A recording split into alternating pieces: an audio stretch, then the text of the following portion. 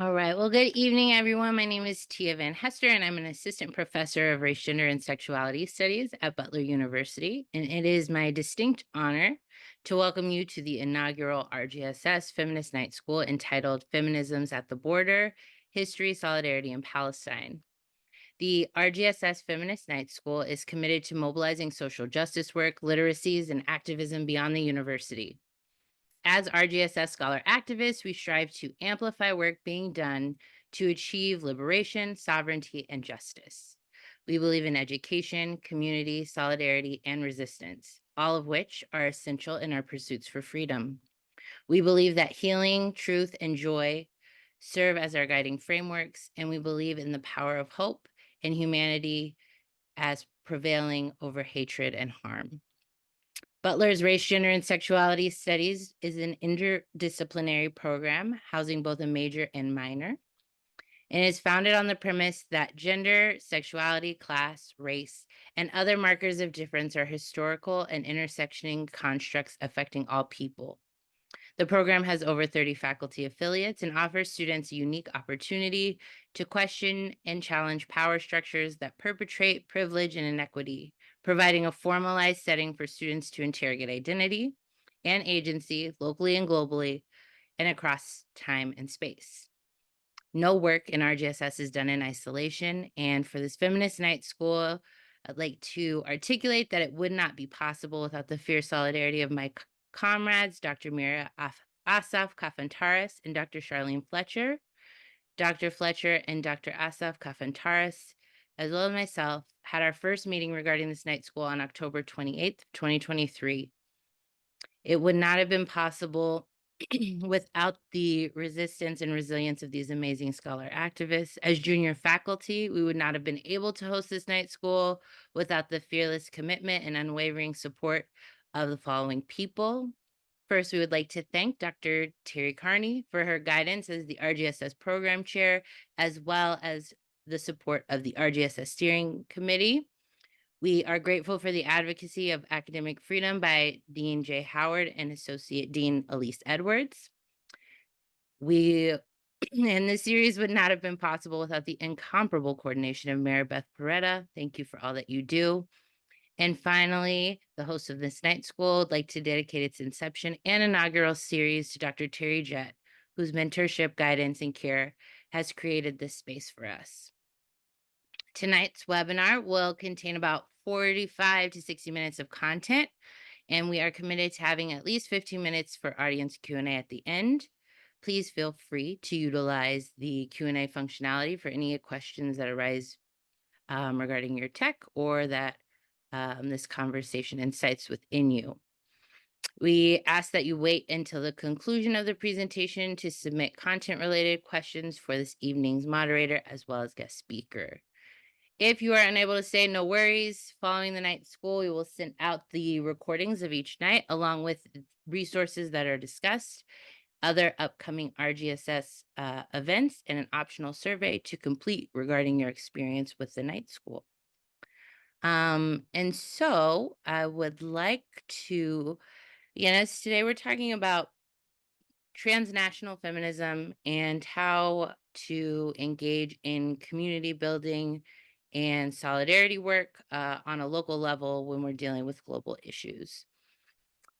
So because I have 8,000 tabs open, let me see if I can get it.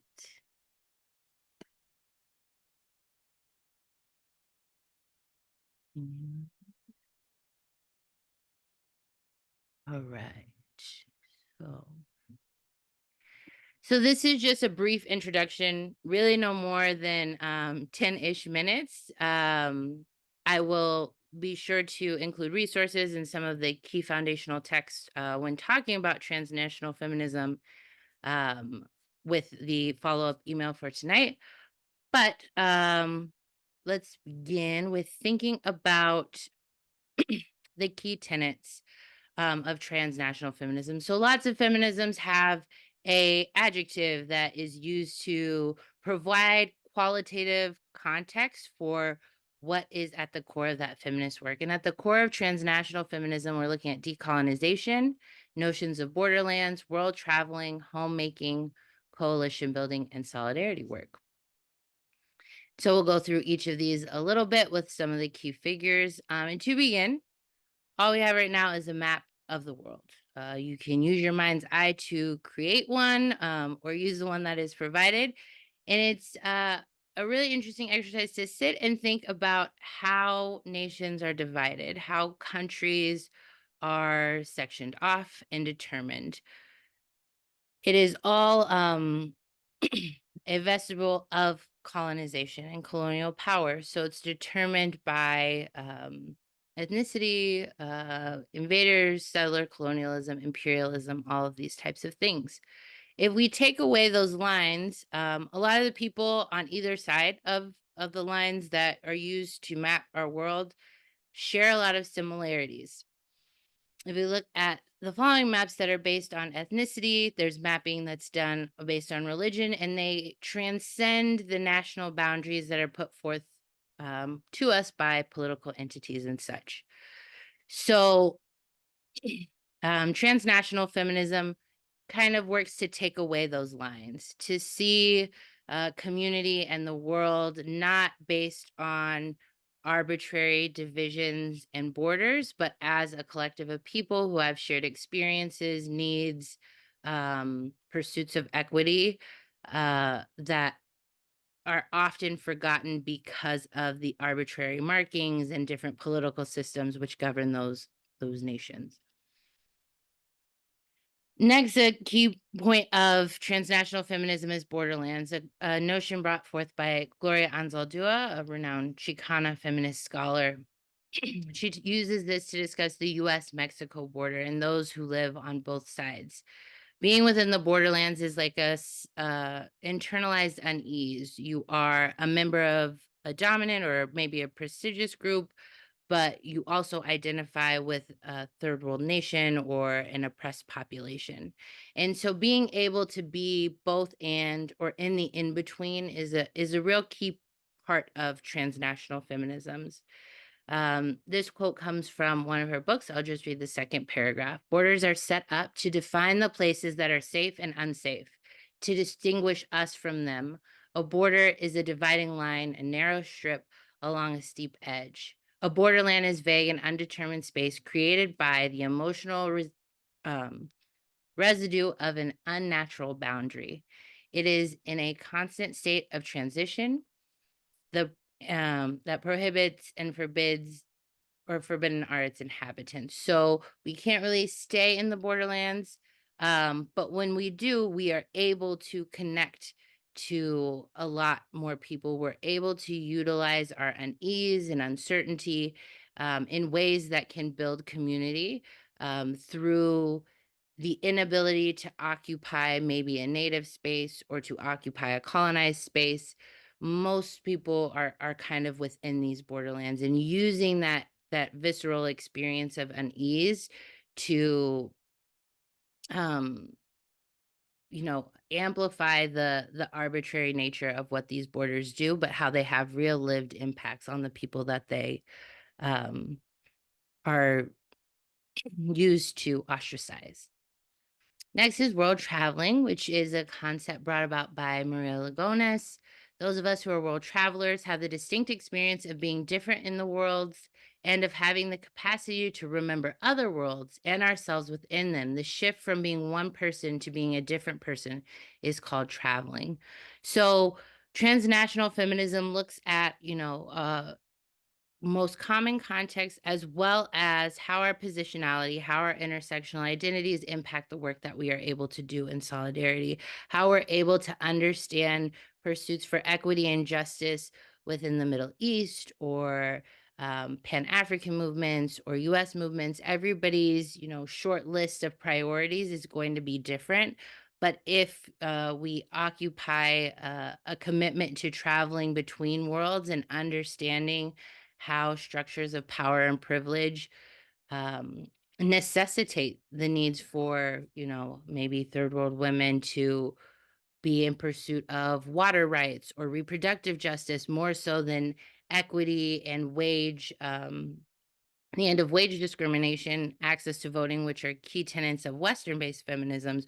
we're able to understand how moving between spaces increases our ability to empathize as well as build solidarity movements. Next, we have home building. Bell Hooks talks about home, and home is really important. We need to all have them, whether it's a physical space, whether it's a community of people, scholars, community activists. Home is our place of belonging where we could be as affirmed in our minds and hearts despite poverty, hardship, and deprivation, where we could restore ourselves with dignity denied to us on the outside of the public world. So, a lot of social justice organizations serve as home for transnational feminists and transnational feminist work. It's steeped in community. And when Treva Lindsay, who kind of helped incite this idea for the night school, as well as she presented last year as part of the Black Intellectual Series, social justice work is a place where, you know, anger, rage, dissent, and doing that with community leads to radical forms of joy.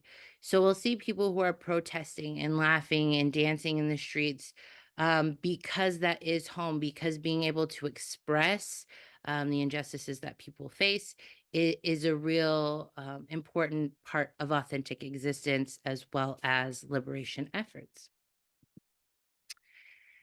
And for any of you who know me, we were never going to end without discussing Audre Lorde, who talks about the importance of coalition building and solidarity work. She did a lot of transnational feminist work. Her biomythography talks about her experience as a member of the Black diaspora, being first generation in the US, and how transnational feminist solidarity work is incited is by a commitment to understanding that I'm what Lord says, quote, I am not free while any woman is unfree, even if her shackles are very different from my own. So we all have the matrix of domination that affects us. It affects us all in different ways, but normally those foundational systems that perpetuate those injustices are the same. So colonization and decolonizing efforts can focus on access to clean water in Africa, as well as Indigenous celebration federal holidays here in the US, or supporting missing and murdered Indigenous women in Canada.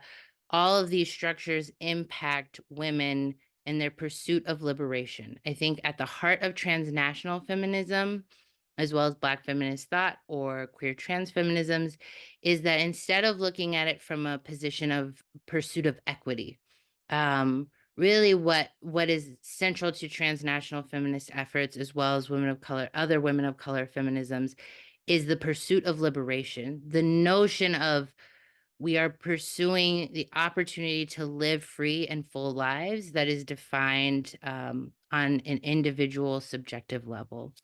And so while these are all very large ideas and maybe difficult to situate if you've never traveled outside the US, if you think, how can I do anything transnational when I live in middle America? There are a lot of ways to use a local context to incite global change, using emergent strategies. So small communities of people um, showing persistence and perseverance to speak truth to power. When small groups of people do that on a global context, like we saw in 2016 with the Women's March, and we are seeing currently with the genocide in Gaza, real change can come about. I think a key part of transnational feminism when we're thinking about Palestine, in our discussion yesterday about Native studies, is that Palestinian people are indigenous to that region. So we see a lot of indigenous communities, including the Maori and Hawaiians and Native Americans, joining in these efforts because they're all facing the oppressive forces of colonization. They're all facing the negative consequences that impact humanity because of capital desire. And so we see that while the context might be different, the enemy is the same. And so thinking about how freedom is scaffolded, what things we should work to liberate first, and how that can lead to a scaffolded approach to liberation is really important. So that's all I have. But I will definitely send out readings. And it is now my distinct pleasure to introduce the wonderful guest speaker who's here for our conversation on transnational feminist local solidarity building, Malkah Byrd. Malkah, using she, her pronouns, is the Jewish Voices for Peace, or JVP, co-chapter lead in Indianapolis, Indiana, and a member of the National Jewish Voices for Peace Board of Directors. She is white, Ashkenazi, Jewish anti-Zionist, and the member of the Indianapolis Jewish community. As a co-chair of the JVP Indiana chapter, Malkah supports and collaborates with SJP at Butler and other community and university-based organizations. She works to combat the IHRA definition of anti-Semitism on campus and in the Indiana State House, hosts interfaith anti-Zionist Shabbat, and advocates alongside the Indianapolis Palestinian community and its allies for freedom, justice, and liberation for all Palestinians. So, Malkah, thank you so much for being here and joining us. Thank you so much for having me. It's such an incredible honor. Well, it's so important to have, different contexts and positionalities when creating this work that I think sometimes inherently people are of Jewish descent are thought to be in direct opposition to anything having to do with Palestinian sovereignty, when we have seen in Indianapolis as well as in New York City and other places around the world that that is not the case. There's a large Jewish collective that does not condone or support the decisions of the Israeli government. But to start out, I just wanted to ask, how did you come to be involved with Jewish Voices for Peace? Is there a specific moment or event that galvanized you into a position of solidarity in this work? Yeah, it's a great question. And I'm not sure there's like one specific answer for it, but for me, you know, to be raised Jewish in the United States for a lot of people, especially Ashkenazi Jews, white Jews who are being raised in sort of some more of our more traditional Jewish spaces, I think Zionism is a lot of times just kind of this assumption. We talk about sort of this casual Zionism where you're just sort of exposed to it through your Jewish upbringing, through the synagogue, through your communities, through, whatever kind of way your family is accessing Judaism at the JCC or kind of whatever that is. So like most people, I grew up in Detroit. I had that exposure. I had that, type of sort of early upbringing. My family was not explicitly Zionist. We didn't travel to Israel. We didn't have anything like that happening, but it was always kind of existed in the background. And I think as I came into my personal political understanding, a couple things happened that kind of fell into place for me that just made me start to sort of question this assumption that was living sort of underneath this idea that we just were all kind of in support of Israel, because of course we were. One very specific thing was in 2003, Rachel Corrie, who was a American white woman activist with the International Solidarity Movement, was killed in Palestine, in Gaza, actually by an Israeli bulldozer. She was with a group of people who was standing and protecting homes, Palestinian homes, from being bulldozed by the Israeli military, who was clearing the way to build settlers' homes in Gaza. And Rachel died. And she was the exact same age as me. Our birthdays are 10 days apart.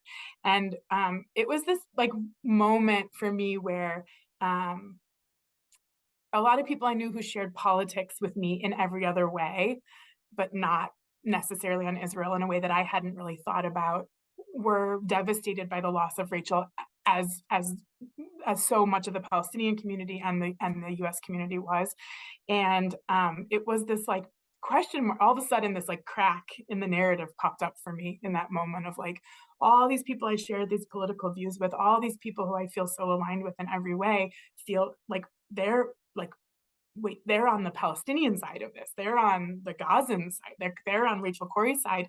And why do I have this political analysis that's not there? So I credit that moment a little bit for myself as like the first kind of crack in the narrative for me, and the first opportunity that I had to say, like, there's something else going on here that I don't understand, that I haven't been taught about, that's been left out of my, a land without a people, for a people without a land, milk and honey, the Jews made the desert bloom, this narrative that had been fed to me. And it was the first moment where I thought, I'm missing something in the story. And I spent the next many years sort of like learning on it on my own, but I certainly would not have considered myself to be an activist in any way, shape, or form. Like, I just wasn't on that topic, and wasn't in general. And then I have children of my own, and it was time to sort of talk about being Jewish with them. And my little one had said to me, like, well, what about God? And I was like, oh, what?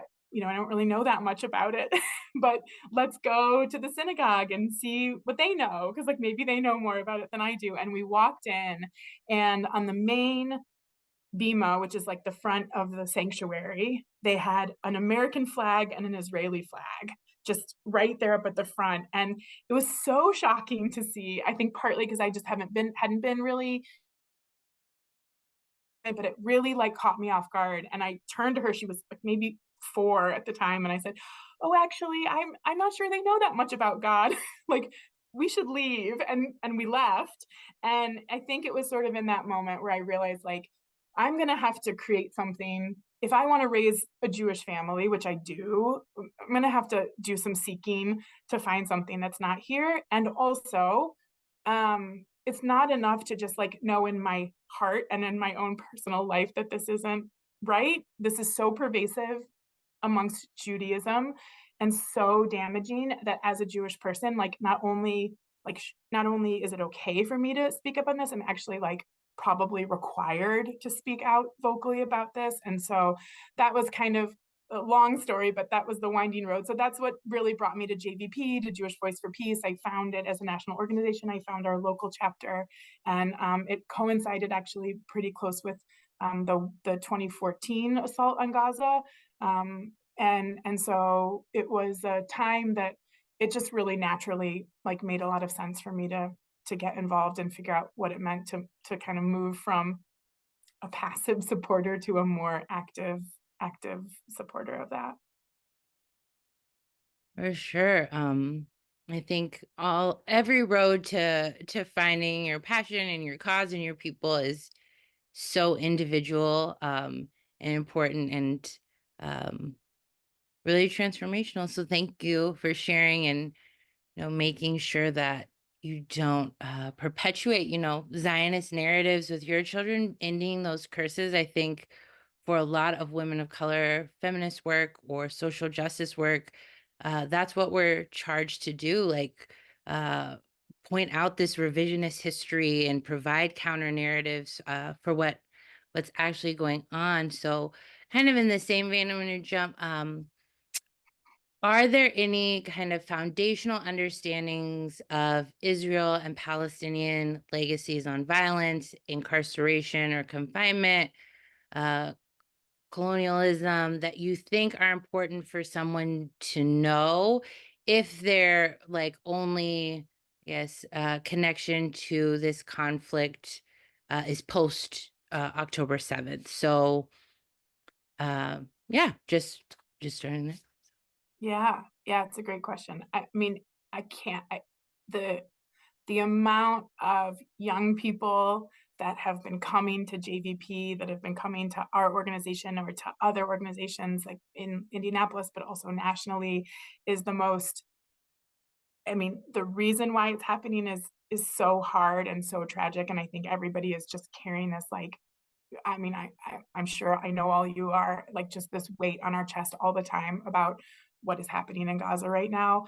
And to see so many people ready to engage on this and finding ways to learn has just been the most like moving thing that I can think of.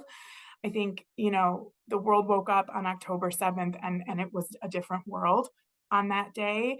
And the idea that what happened on October 7th started on October 7th is such a deep misunderstanding of what's been going on in Palestine. You know, there last night, Dr. Abusena did a wonderful job talking more about the history and the specifics of what's happening. So I'm obviously not going to cover that right now, but you know, the idea that you need to start at October 7th and then go back to 67 and then go back to 48 and then go back to 1917 and then actually go back to the late 1800s and colonization and colonialism in Europe and anti-Semitism and understanding all of these different things. It's so critical to having these conversations. And I have found that you know, I talk to people a lot about Palestine and I talk a lot about Judaism and our relationship with it. And so many people, there's an idea, and I sometimes I think it's on purpose that it was like we learn Holocaust Israel, right? Like this idea that the Holocaust happened and then Israel happened. And when I tell people like, oh, actually the idea of Israel was first talked about and born in the late 1800s when this movement of Zionism that came out of Vienna and Eastern Europe and these conversations there and it was these secular wealthy Jews that were starting this dialogue here and people are shocked, absolutely shocked by it, you know, because it was I think that there's just this real deep misunderstanding about the trajectory of this. So yes, absolutely, there are so many things that we need to understand about it. And I think the other piece that feels really important to me is you can advocate, you can look at what's happening with your own two eyes in Gaza, in the West Bank, in 48, in Lebanon in refugee camps, in Jordan refugee camps, in the diaspora where there are Palestinians who are never able to return home, whose parents and grandparents were refugees who can't go back to where their homes are. You can look at all of those things with your own eyes and believe what you're seeing and believe Palestinians and the story they're telling you. And you don't have to have a PhD in Middle Eastern history and colonial movement and blah, blah, blah, and blah, blah, blah to speak about this. So this notion that it's complicated, you could never understand it, it's this age-old religious conflict, you blah, blah, blah. That really is a strategy to keep people silent, to keep people away from this. And I actually just bumped into somebody, and it's a bit of an aside, but he said, well, I can't really say anything about this because I'm not Jewish and I'm not Palestinian. And like, you know, my jaw hit the floor and I said, like, no, you can't.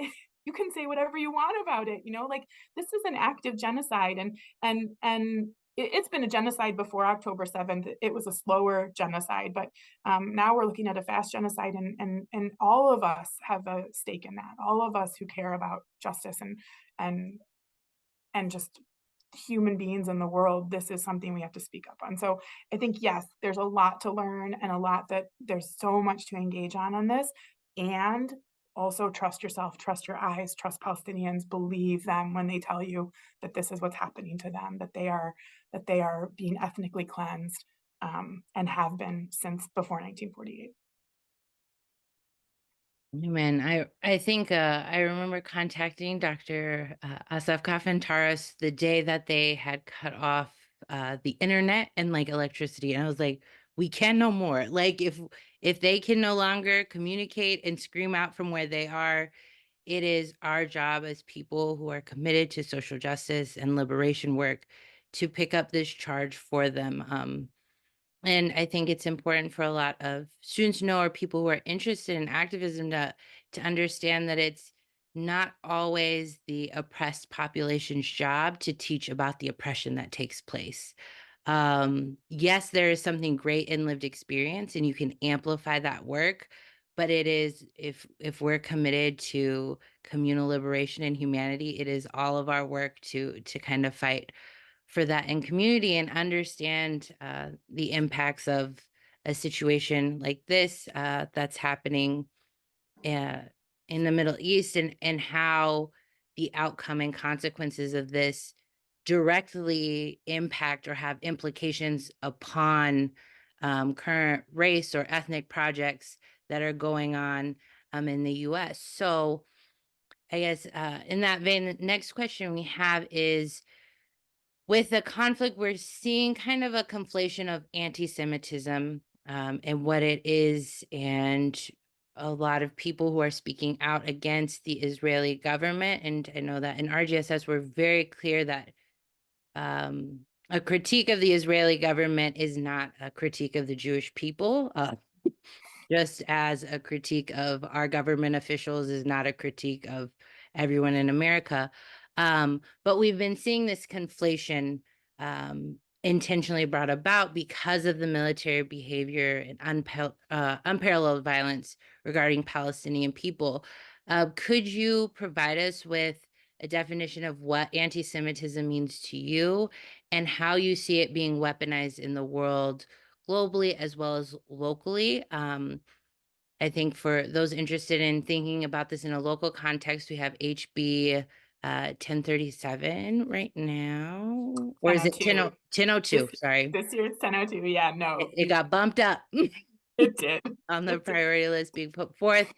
And how a passing of a piece of legislation like that in Indiana has global implications as well as maybe implications regarding other movements to indiscrimination and oppression. Yes. Okay. Wonderful. Thank you for asking that question. So, I think there's, you know, a lot of conflation, and there are three different concepts that I often like to talk about when I'm opening this up because I think all three have been sort of melded together, and it's really causing harm. It's harmful to Jewish people, and it's really harmful to Palestinian people and their allies. So, the Judaism it's a religion. It's you could wake up tomorrow and decide that you want to be Jewish, and that is something that you there's a process to do that, right? Like you could become Jewish, you could be part of this religion. It's maybe passed down through your family. It's it talks about your faith. There's all different kinds of Jews. There's Jews of every race, every ethnicity. There's Jews on every, we like to say we're on all seven continents, every corner of the world there are Jewish people because it's a belief system. It's a religious belief, comparable to Islam, to Christianity, to Hinduism, to all these other different belief systems in the world. So that's a religion, and there's also Zionism, which is this political ideology, and it is political. So it's a belief system that Palestine should be a homeland for Jewish people. And a political homeland, and there are people who are religious Zionists, so it's like for them that's more of a spiritual homeland, and then there are people who are like national Zionists that for them it's about statehood and having a state that is for Jewish people. So that's a political ideology, and just like any other political ideology, a critique against that is a critique against that political belief system, not against the people who hold that, not against the idea that it's Judaism in per se. And then there's Israelis, and that's a nationality. So again, that's another thing that gets all wrapped up in this because Israelis are Jewish. They're not Jewish.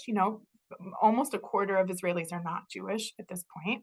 And there have been Jews who have been living in Palestine for millennia, right? Since the start of time, there have been Jewish people there. There have also been not Jewish people there since the start of time. So when we meld those three ideas together, when we kind of conflate Judaism, Zionism, Israeli all into one idea, it's when we start to run into these concerns and run into these issues where people are making these accusations of anti-Semitism against people who are speaking about the actions of the state of Israel or the belief system of Zionism that is a bit of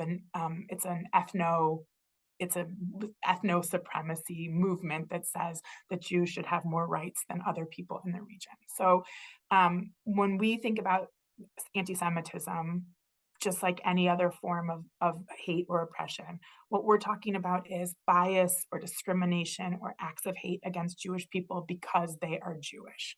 And it has to do with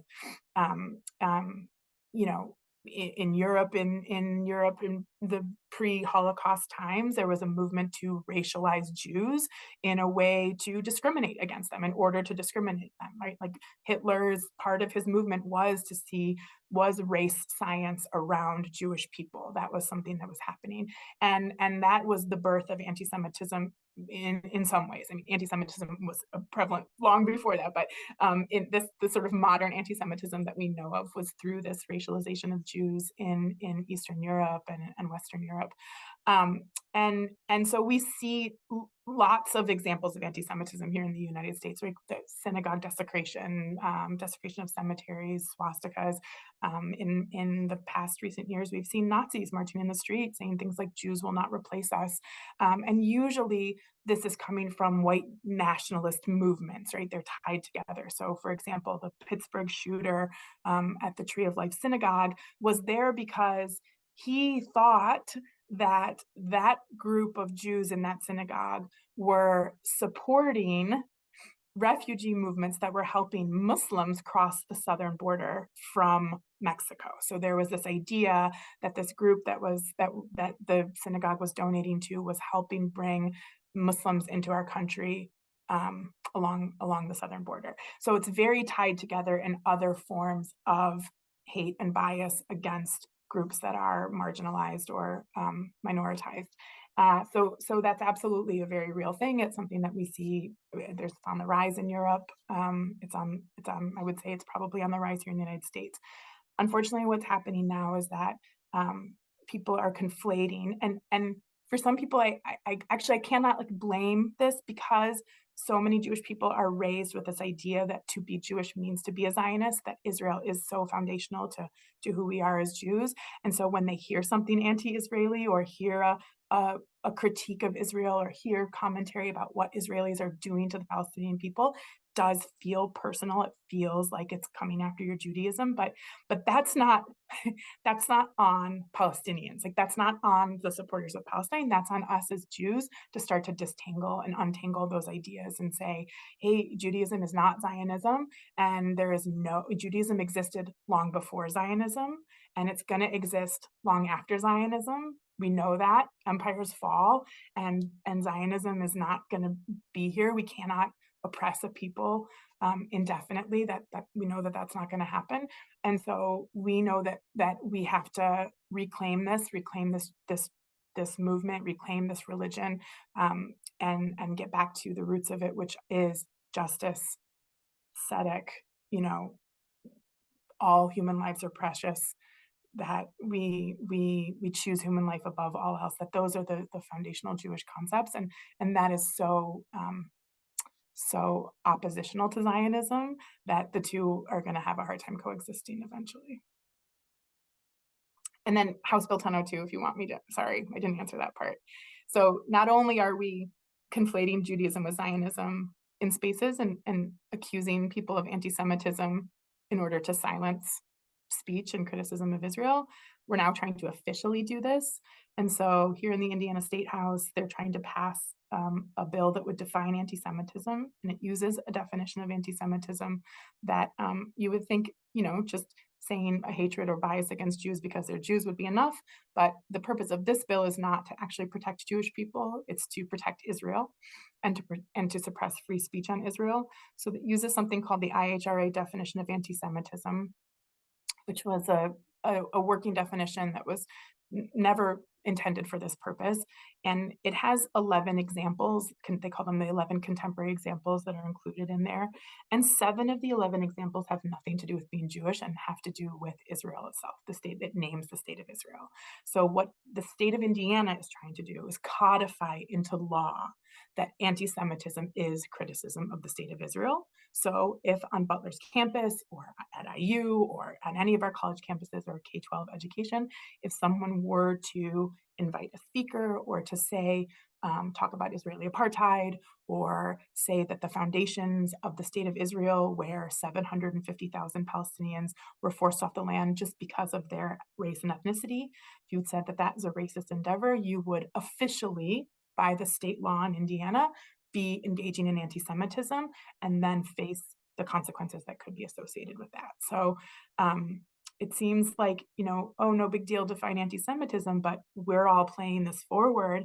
We already know that there's a Palestinian exception to free speech without bills like this, and something like this put in place would codify, this concept that are already really struggling with to break through with some of this. It's so true and concerning. So I urge all individuals on this call or who watch this recording later, contact your congressman, clarify that this shouldn't be done in your name if you have solidarity, because I think there are a lot of implications for other movements and things that are being eradicated, which kind of takes us to the next question, which is uh, we're assuming that anybody participating in this night school might be new to things that are happening in the Middle East,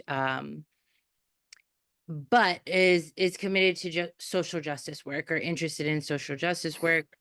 And right now in the US specifically, we're dealing with the removal of ethnic studies, unprecedented police violence, mass incarceration, reproductive injustice, just to name a few. And I don't know if you can speak to the importance of why all these movements have the potential to coalesce and benefit from their solidarity with Palestine. And if we think of like, what are the implications on other marginalized groups um, who may be new to understanding that this is an active genocide and erasure by the Israeli government, if this campaign and genocide goes unchecked?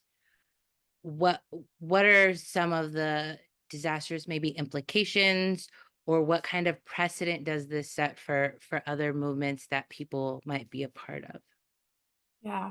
I mean, it's a really painful question, and I think it's also just so important. Like Palestine, in so many ways, is a microcosm and a microcosm, but also a bigger, like it overarches everything in a lot of ways because everything that you named, militarized policing, violence against women in so many different ways, in just countless ways, violence against children, um, active colonization, uh, ethnic cleansing, genocide. It is all happening in this very small section of the world. And it is so, it's obvious in a way that I think it is not maybe for, hasn't, we haven't seen in recent history that it is this white colonial power.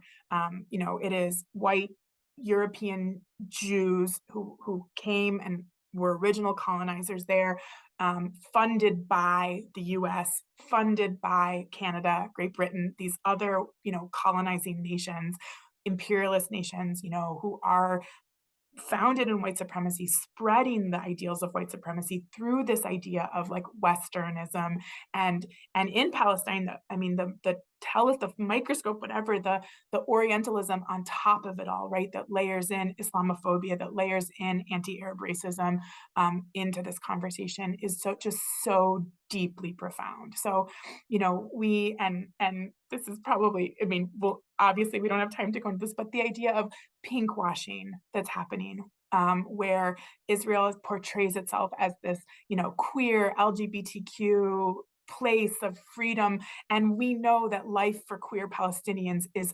so unbearable because of Israeli policies and Israeli actions, and greenwashing, where Israel presents itself as this, space of innovation and environmental friendliness, when what they're doing is uprooting olive trees that have been there for hundreds and hundreds of years, and preventing water from going to indigenous populations, like all of these terrible environmental disasters, not even to mention the environmental disaster of war and what they're doing. The land, they're salting the land in Gaza right now, right? Like they're putting salt into the land so that nothing can grow there, so that when the Gazans are able to start to rebuild, they won't be able to grow food or plants or anything on the land. So like the idea that Israel is this like green space, when in reality, it's just this massive environmental disaster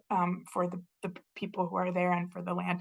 So I think any of those things that you named, anything that you say, we can see it there. And we know that US police go to Israel, they train with the IDF, with the Israeli military, and they learn the tactics of militarized policing there. We know that that Black activists from the United States go to Palestine and they train with Palestinian activists to learn how to combat these militarized policing. You know, the Dream Defenders out of Florida, that is where they learned in and Ferguson activists learned to deal with kettling, with, you know, what to do when there was tear gas. They learned from Palestinians who had been, you know, pushing back since 1948 against this militarized police system that's been ruling their lives under military occupation since 67.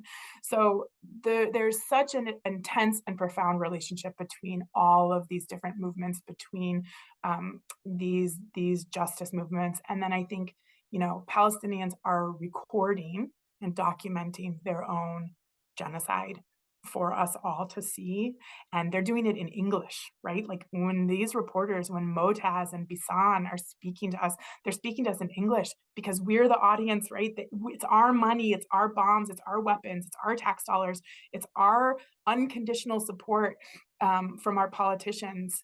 We are 115 days into this, and only 65 members of Congress have called for a ceasefire at this point.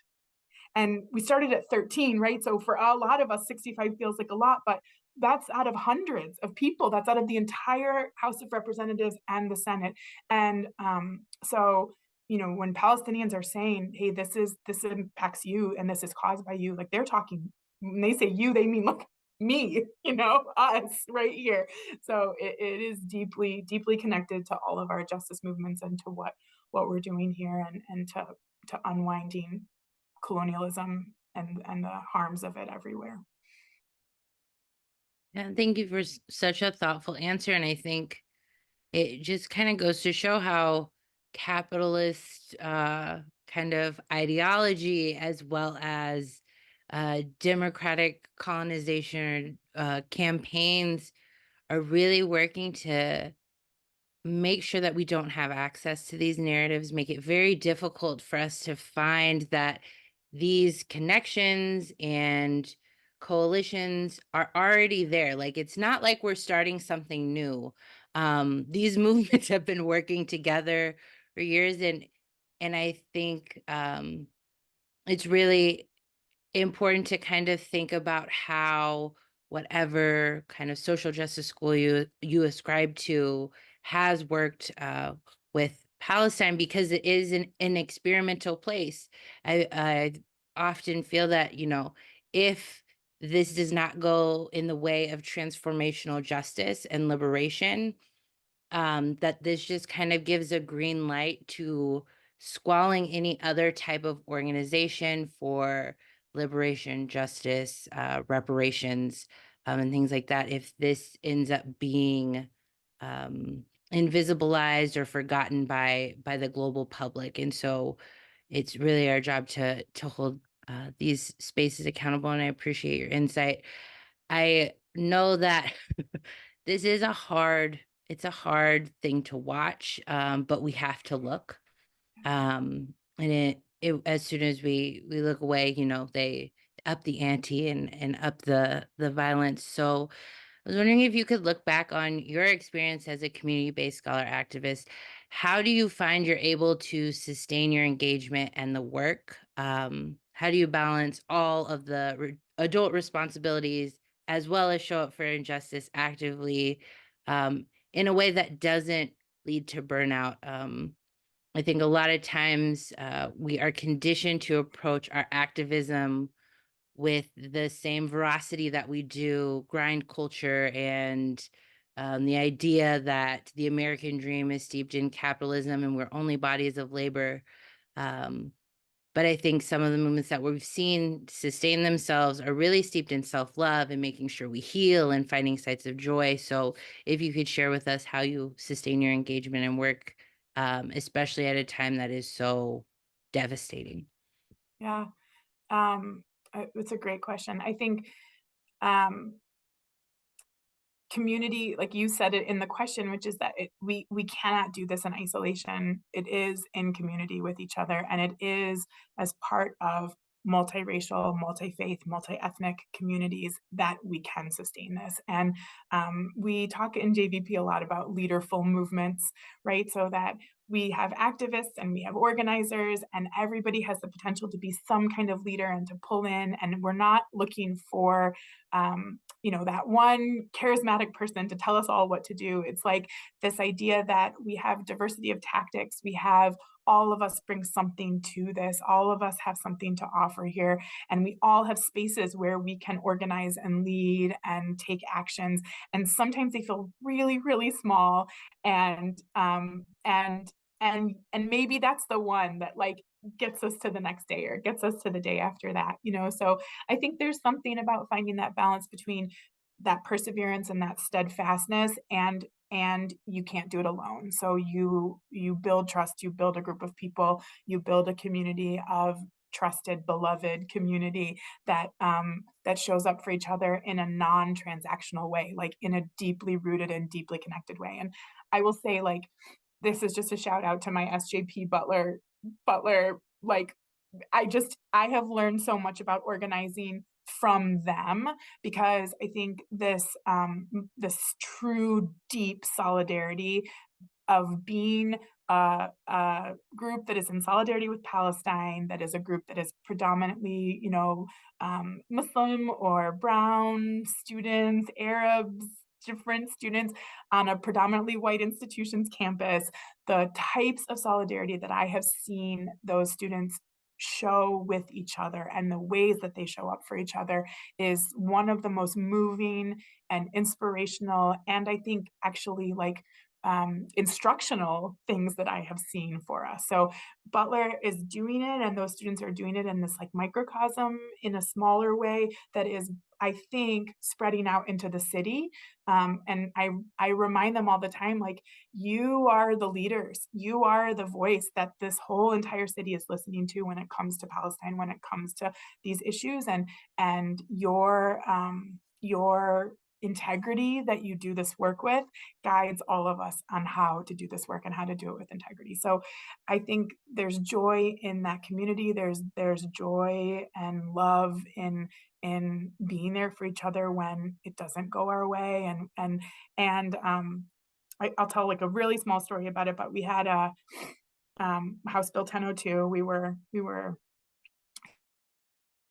on it. We testified at the House Education Committee, and they got the bill really turned around really quickly, and it popped up way sooner than we thought it was going to. So we had to act like really fast to get a bunch of people to come and testify. We knew that the other side was going to be bringing large numbers of people to testify. So everyone got on WhatsApp and all their different ways and reached out to everybody. And we had students coming from Purdue, from driving it from Bloomington, like people all over state, Butler students, people from IUPUI, like just everywhere came, and ended up about 2.5 hours of testimony on the Palestinian side. I'm talking about our opposition to the bill, and it was Palestinians, it was Latinx folks in the community, it was Jewish people, it was just a really widespread.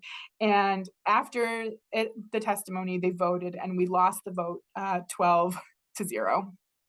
So the bill went right through the committee, and we were just devastated. And I was on the phone with a friend who I organized with, and she's Palestinian, crying and just, really devastated. And as we're on the phone, we get a call, and it's from someone in the community. And he said, "That was amazing." And we were like, "What? What do you mean?" And he said, 2.5 hours on the Indiana State House floor dedicated to Palestine. Like, it's never happened before. Like, no, it's never, that's the first time ever. And like these voices of these students, it was so powerful and so moving. And it was this flipping of this narrative that we really needed in that moment. And he said, like, it was just the most beautiful, powerful, moving, inspirational moment. And I think that to me is part of the sustaining, is that like the wins are not always what we think that they are, but we are doing this work one person at a time, one step at a time, one day at a time. And when we do it together and we do it in community, we do it in solidarity, like it is unstoppable. I do believe it is unstoppable. Like justice spreads. And I think that's what we're doing locally. And I do think that's how we stay sustained. Thank you so much for such a thoughtful and wonderful answer. It's so invigorating to think of the win isn't always what we think the win is. Um, and that the win doesn't always mean that it advances the agenda, but it gives maybe more space to it or more time or more eyes on it. And so, really thinking about how we can see social justice work and scholar activism, not from deficiency language or not, in the metrics of success that were created not for us, but to use as weapons against us, and kind of rewrite and reimagine what a win might look like on a small scale or a large scale. So thank you so much for that. I have one more question before I want to open it up to people who are participating.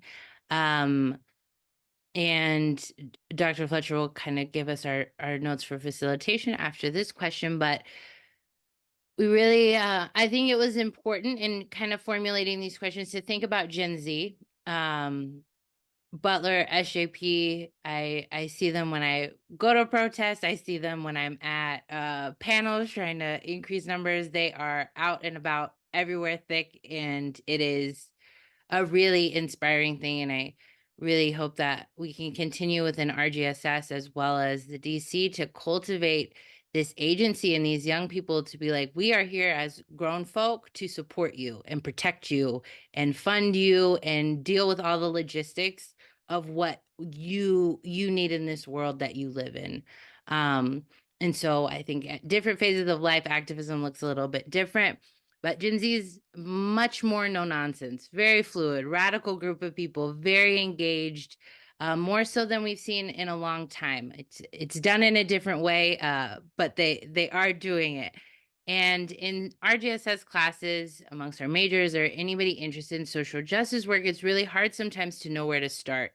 We often start on social media and using hashtag campaigns and things like that to show solidarity. Or a lot of students, when we're talking about this, will talk about educating themselves on the topic and making sure that they kind of know the history, legacy, key things about it. But as somebody who is out in the streets protesting on the house floors and things like that, I think it's important, if you could, to kind of provide context for what this work looks like for someone interested in physically occupying space. I think social media does great things, but bodies in rooms, and bodies in spaces where bodies are not supposed to be, is sometimes the most radical ways in which we can incite change, and grow movements.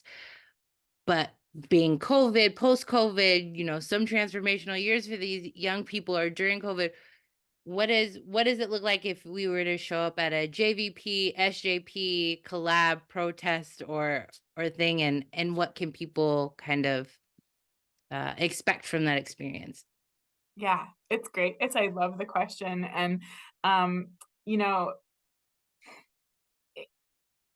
I will say, like, as a white person in social justice spaces, this is something I think about a lot. Like, am I taking up space? Is this a place that I should be? Is it a place that I'm welcome? Is this a place where I can, like, build relationships, or not, what's my role here, and what do I do? And I think it's a dance sometimes, and it takes time to figure out what that is. But what I have constantly come back to, and what has proven itself to be true to me over and over and again, is that just showing up, right? Just showing up, sitting in the back, seeing the same faces, bringing water with you, staying around a little later, and picking up after people, and pushing in chairs, and just doing a couple things, just being present, is the one place that trust is built. It is the place where we start to say, hey, I saw you there, and then I saw you over here, and then I saw you at this thing, and I'm starting to understand that we're orbiting together, and that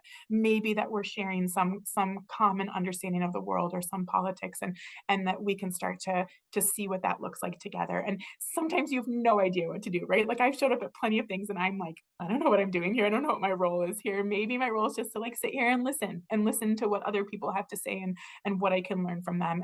And usually that is my role, right? Like, that's usually what I have found to be the most effective thing. And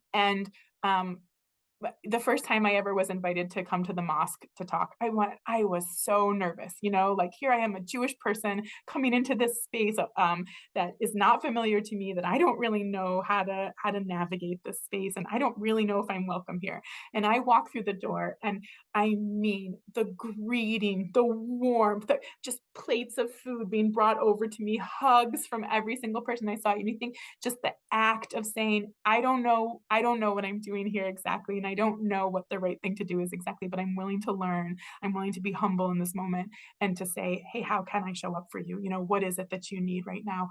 And visibility on Palestine is I cannot emphasize how important this is, right? People are afraid to speak up on Palestine because of accusations of anti-Semitism. They are afraid. And the people who are most impacted by this are Palestinians and Black and Brown allies and supporters of Palestine. Like, we just know that. Like, we know it overwhelmingly. And I mean, all we have to do is look at Butler University and Dr. Angela Davis, and we have an example that's very prevalent for us, a very, very recent.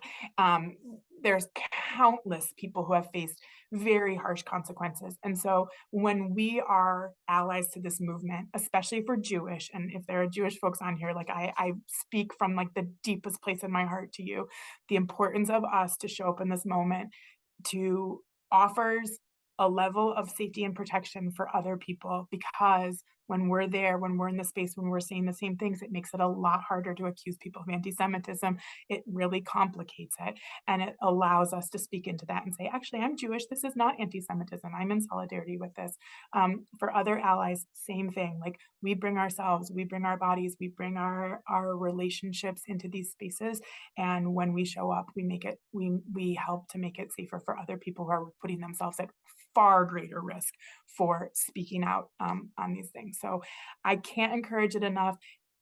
Please, like, every JVP event is open to all people, absolutely everybody. We're Jewish Voice for Peace, so there are lots of Jews, but there are also lots of not Jews. We are so open to everybody who's here and organizing with this. And if you're somebody who's something that you're great at, and you're great at art, or you're great at social media, or you're really great at helping push in chairs, or you're a really good cheerleader, you've got a loud voice, like, we have a role for you, and we want to help you find that voice for you. So the first step is just to show up, even when you're nervous, and like, probably especially when you're nervous, I would say, like, bring a friend and see what it looks like to do, because it makes a huge difference for everybody.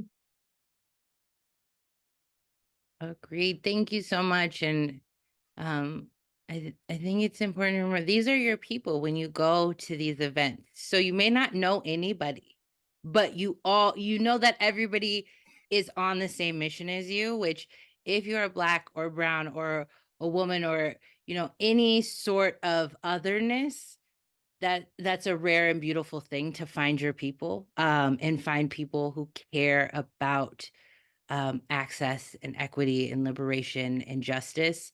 And you're going to find them there. So if you feel like you don't know where they are at Butler, they're in the DC JVP, the hub. We're all around RGSS. For protests, take 2 hours, see if you like it. If you don't, there might be other ways to get involved. But testing it out, having fun,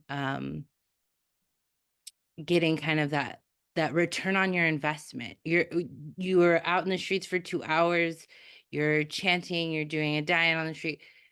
You're gonna get a return on that investment in society at large, in a global context. So yeah, I have a few more questions, but I do want to open it up to Q&A, and I will pass it on over to Mira and Charlene for code of conduct and questions for you, Malkah. And we will be able to take questions, I think, for about 15-ish minutes. Good evening, everyone. Thank you for being here. We are excited to see you again this evening. And for those, if this is your first night of the night school, welcome. I want to, before we jump into the questions, I do want to remind everyone that this is a space, this is a safe space, this is a respectful space, a space for solidarity and for learning. And so with that in mind and with that spirit, we move forward with questions for a positive dialogue. And so understand that we're here together collectively to learn. And so that's the spirit that we are moving forward with the questions and answers, period. We have one question so far in our Q&A box. What does the government of Indiana get from passing a bill that treats the criticisms of the state of Israel as racist? What organizations can one get involved with to get into social justice? Great questions. Love those questions. Yeah, I mean, what does Indiana get from that? So the State House it is quite a place, and I don't know, it's a whole world unto itself, but Indiana passes a lot of laws, and many of them are focused on suppressing the rights of people in the state, particularly Black and brown people. But when we pass a bill like this that says that the criticism of Israel is racist, it allows institutions in Indiana to control the types of speech that's happening on campus. So one example right now is that there's a professor at IU who is he's not Palestinian, but he is Arab and Muslim. And he was the advisor to the Palestinian Solidarity Committee, which was an active group is still an active pro-Palestinian group on IU's campus in Bloomington. And IU accused him of anti-Semitism. They falsely accused him of a series of things, and he is suspended for the entire semester. So he doesn't have access to his students, he's not teaching classes, and he's not able to be on campus at all. And so they were able to use this kind of language that they're trying to do at a codify at a state level to suppress a professor on campus whose political ideas they did not like, and who people who were connected to the university's political ideas they don't like. So bills like this give leeway for those kinds of things, and it would impact who IU hires, it would impact who gets tenure, it would impact who would be allowed to be an invited speaker on campuses. It would chill speech at almost every level. And so therefore there are people who are big proponents of that bill, because we know that when we speak about Palestine and when we tell the truth, people listen, they hear this, they change hearts and minds, they are open to learning. And really the only way to continue to perpetuate Zionism is to prevent people from knowing what's actually happening in Palestine, because once they learn, it's very hard to unlearn and unsee that. So that's part of it. And then groups to get involved with on campus. There's lots of groups. If you're a student at IU or IUPUI, there are a couple different groups. The MESA group at IUPUI, the Palestinian Solidarity Committee at IU, at Butler, SJP is loud and proud and doing amazing work. If you're out in the community, Jewish Voice for Peace is a group that is absolutely welcome and open to all community members. And we have students as part of our group as well, so you can be part of us if you're a student too. And there are other groups locally who are doing this work. So if you have a more specific question per your particular placement in the community, please, I'm happy to share my email with Dr. VanHester or whomever, and would love to be in contact about that.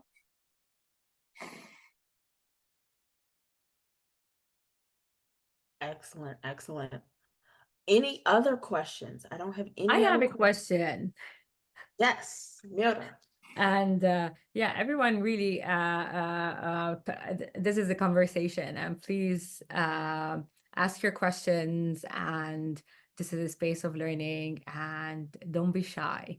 I want, thank you so much. This was really, really very, very, very illuminating. And what I would like to ask you is, other than, can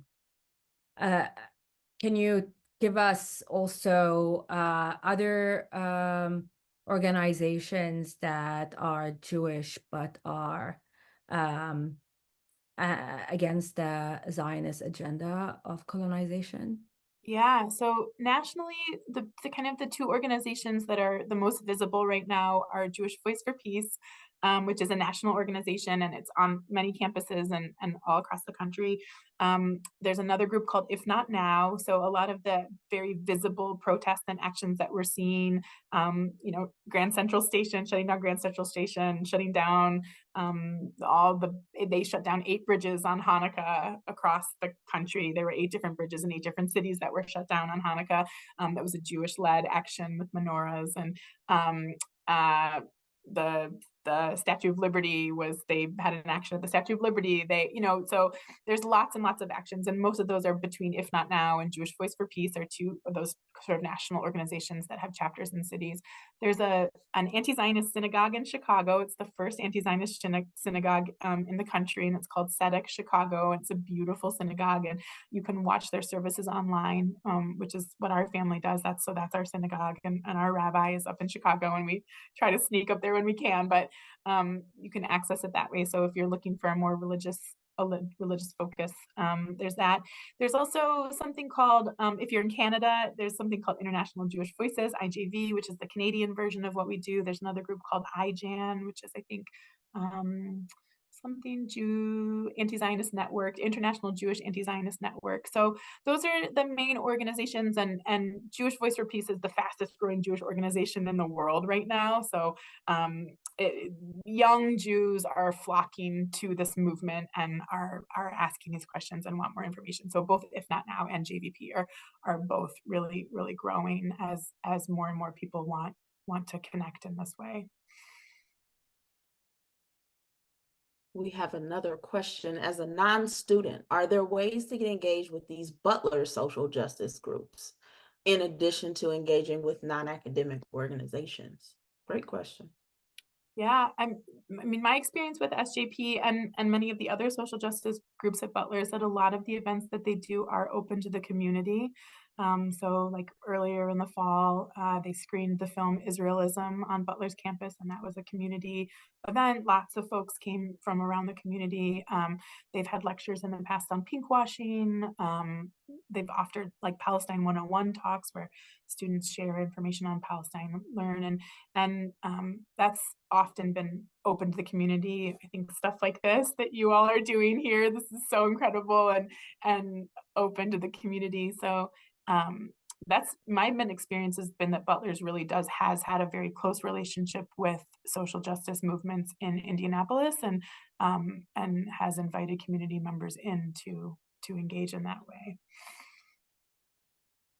If I can just add to the question a little bit, I think that there was probably a time where Butler transitioned from being seen as like a site of community and higher education and collaboration, and we're kind of off in our own little bubble. But the college is open to the public to walk around or to see certain things, and a lot of our events are also open. And if you follow any of the student organizations on social media, Instagram, I think is a pretty common one. They kind of specify where they might be and if they're collaborating with somebody in the community or if they're doing something that is specific just for Butler students. Very few events that I know of are specifically for Butler students, but in the inception of this night school, I think it's time for residents of Indiana to like reclaim these spaces of learning and connection and community. If we look at the 60s and 70s and the protests and movements that happened then, it was from coalescing on college campuses in Berkeley and San Francisco and New York, to sit in and kind of use these ivory towers as spaces to engage with people committed to critical thinking and ethical practices. So we invite you, come, please, often, always, and reclaim this space for the city, because I think it's due. We're an abolitionist institution, right? Like, so it should be a free place. I think that's our founding mission. as far as I've heard. So, oh, sorry. Go ahead, Charlene.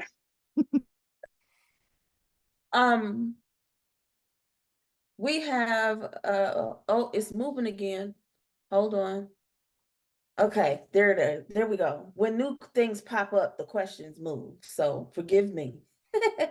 Indiana is not the only state which passes laws prohibiting freedom of speech. How can it get away with that while the First Amendment is still in place? In other words, are there any higher level measures that can stop a spreading wave of spreading a wave against all kinds of freedoms of expression, including research and teaching, which is a different question? Yeah, I mean, it is a violation of the First Amendment. I think it is in the process of being tested in some of the places, right? So an example is that the state of Florida used this language to officially ban all SJPs from college campuses in Florida. So they dechartered every SJP in the state of Florida because of the language in this bill. And of course, they're being taken to court for that, right? So groups like the ACLU, Palestine Legal, they are the types of groups that come in when we see such a egregious First Amendment violation. The tricky part of this, and a bill like this that worries me, is it's great to see it fought through the courts. We also know that we can't 100% trust how our courts are going to go, right? We're all living in that reality. And in some ways, what these bills do is they chill free speech. So if, for example, Butler University were to have a speaker invited and then say, oh, we're going to cancel this speaker because of this. I mean, Butler's kind of a bad example because since it's private, you don't have the same free speech laws there. But let's say IU is going to do it, right? So let's say they invite Dr. Angela Davis, and then they say, oh, Dr. Angela Davis violates the IRA definition. We're going to cancel her as a speaker. That would be something that we could, that they could move forward and challenge that in the courts. But if Butler University says, or IU says, hey, we want to bring Angela Davis as a speaker, and IU says, ooh, we're afraid that Angela Davis could violate, she might say something. We know what her politics are on Palestine. She might say something that violates this. We're not going to invite her, because if we do, and she speaks on our campus, there's a chance that we will violate this anti-Semitism law. We would open ourselves up to a Title VI violation. We could be sued for those reasons. So it's better safe than sorry. We're just not going to invite her. We're not going to invite anyone who we think might say something like this. And so in that way, you cannot take them to court for that, right? Because they didn't do something. They didn't cancel a speaker. They didn't fire somebody. They didn't, prevent a student, kick a student out of school. What they did was they took preemptive measures and said, we're just going to play it safe. We don't want to do this. So the overall effect is this chilling of free speech, which is a lot harder to fight through the courts, which is why we're fighting so hard against a bill like this on the front end of it, because we can see how this is going to start to play out in our university spaces, and how it, as you mentioned, it's not the only way that free speech has been chilled or suppressed. There's lots of different ways that's happening. We've got these anti-CRT laws, we've got DEI directors being fired left and right. Like they're very actively working on this right now. I think it's also important to note, just to add on to that, we have to be sure that we have a full understanding of how this government is actually supposed to work. I think that sometimes as Americans, we, if it's not something that's in our faces every day, or if it's not something that we are directly impacted by, we tend to say, I hope that works out. And then we are often disappointed and disillusioned in the way that our voting systems work, our election systems work. And I get it, but that doesn't mean that we stop and we just give up. We have to keep pushing, because the folks that are elected are often the people who are appointing folks to the bench, who are often appointing people into spaces that can have sway over these issues. The other piece of that is while we tend to focus on presidential elections, understand that all politics is local. It starts right where you are. And so understanding who's on your school board, who's on your city council, who is running for mayor, who's running for governor, who are the judges that are on your ballot when you go in, because half the time I can guarantee most of us have never heard of those judges, yet now we have to decide whether or not they remain on the bench. So keeping those things at the forefront when we are engaged, just being willing to engage in the civic process, because it's your right to do so. So that's also key. And with all of that being said, there are links in the Q&A box for you to find, if you are an Indiana resident, to find your representatives. And with that link, it'll tell you who your state legislators are, as well as who represents you in Washington as well, I believe. And so with that, in the interest of time, if there's a couple of other comments, we will call those and we will have them, we'll engage them tomorrow with our final session of night school. And so tomorrow will be a wrap up and a roundtable with the three lovely people that you see in front of you, myself, Teigha, and Mira. Hey now. So please, again, we'll tackle the questions that we didn't get to tonight. I'm just closing down in the interest of time. So yeah, Teigha, I'll hand it back to you. Thank you, Charlene. And thank you so much, Malkah, for coming and giving us your time and your expertise. And thank you so much for your work and your leadership with JVP.